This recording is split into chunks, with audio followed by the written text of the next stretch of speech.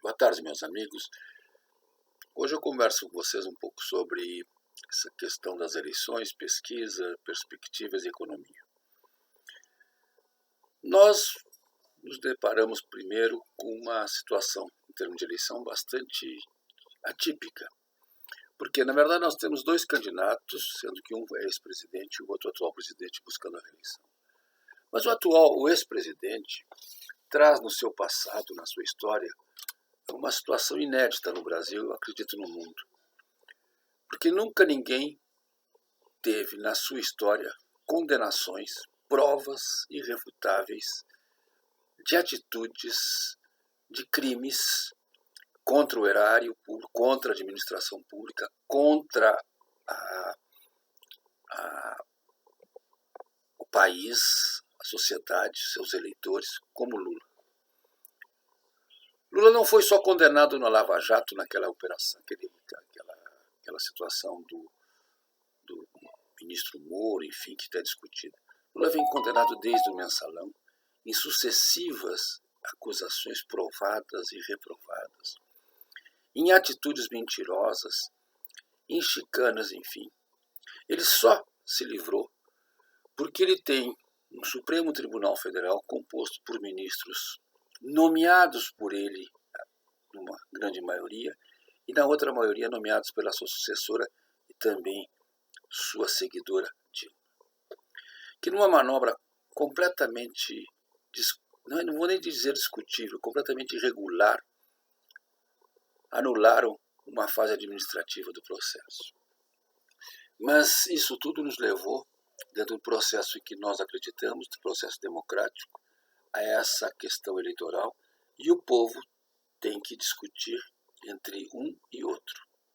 Bem, Bolsonaro é um deputado que veio uma carreira política de 20 e tantos anos de parlamento, começou sua carreira política como um defensor do Movimento 64, como representante das Forças Armadas, dos movimentos militares, defendendo-os num processo onde todo mundo criticava, onde será a ditadura, a revolução, enfim.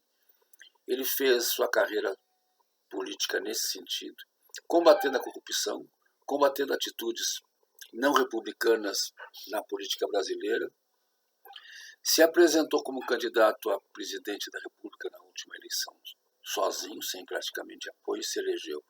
A história é mais comprida um pouco do que essa, mas não vale a pena. Se cercou de excelentes técnicos, excelentes políticos, fez uma gestão irretocável, vou dizer. Pode ter alguns percalços, mas não grandes percalços. Conseguiu administrar uma situação de pandemia com várias controvérsias, não só daqui, mas do mundo inteiro, com lockdowns, vacinas, obrigatoriedades, máscaras, etc. Depois disso, ele se viu imerso numa contenda mundial envolvendo uma invasão da Rússia à Ucrânia, motivada principalmente por uma tensão entre OTAN e Rússia que já vem há muito tempo. Esta contenda gerou principalmente relações econômicas complexas entre o Ocidente e a Rússia, e neste caso a China. A China que já vinha também com problemas econômicos. Bolsonaro conseguiu administrar isso de forma fantástica. Conseguiu, com a independência do Banco Central, nos levar a uma política monetária bastante eficiente, uma administração do orçamento público extremamente bem feita, negociando com o Congresso, com o Tesouro, que apesar de termos tido grandes dispêndios para sustentar as populações mais carentes durante a pandemia, estamos conseguindo chegar a um superávit fiscal, ou seja, um equilíbrio fiscal bastante eficiente, uma diminuição da dívida pública. Enfim, Bolsonaro conseguiu realizar e administrar a economia. E principalmente dar início a um conjunto de procedimentos liberais na administração pública, nas concessões, na gestão do agronegócio, na gestão dos bancos públicos, caso Caixa Econômica e Banco do Brasil, Petrobras, privatizações da Eletrobras, todo um conjunto de atitudes desburocratizantes, reforma tributária, diminuição de tributos, conseguiu fazer um milagre no petróleo, administrar o petróleo no meio dessa crise. O Bolsonaro fez uma administração bastante eficiente e razoável e se apresenta à eleição. Então nós temos, primeiro, com uma contenda entre um provadamente, candidato comprovadamente meliante e um outro comprovadamente eficiente. E por incrível que pareça, esta disputa está concentrada em narrativas. As narrativas, de onde é que vêm essas narrativas? As narrativas a favor de Lula vêm de um grupo de pessoas, de oligarquias existentes no país, insatisfeitas com os rumos que o Bolsonaro deu.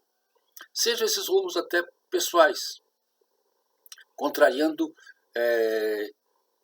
situações não ortodoxas, vamos dizer, como política de gênero e por aí vai. E pior, a retirar privilégios. Mas esses privilégios vão desde os privilégios financeiros até os privilégios de mando. Por exemplo, a mídia se acostumou a uma elite de Brasília, uma oligarquia em Brasília, que ditava a verdade. Bolsonaro passou a não acreditar, utilizar uma mídia paralela. Então, o Bolsonaro conseguiu ter antipatia contra ele de toda uma oligarquia. Essa oligarquia é extremamente representativa em Brasília, tem voz e tem uma acolhida aonde não deveria ter, no Supremo Tribunal Federal. Então esta é a batalha que nós temos. Nós temos a batalha sobre o bem contra o mal? Temos. É real? É. Podemos perder? Podemos. O que acontecerá se perdermos? Voltaremos aos 16 anos de PT. Eles não farão nada além do que já fizeram. Vão ser derrotados, defenestrados. O Brasil voltará ao seu bom caminho. E daqui a algum tempo perderemos 10, 15 anos. Bolsonaro ganhando, daremos sequência, melhorando a atual condição de governo.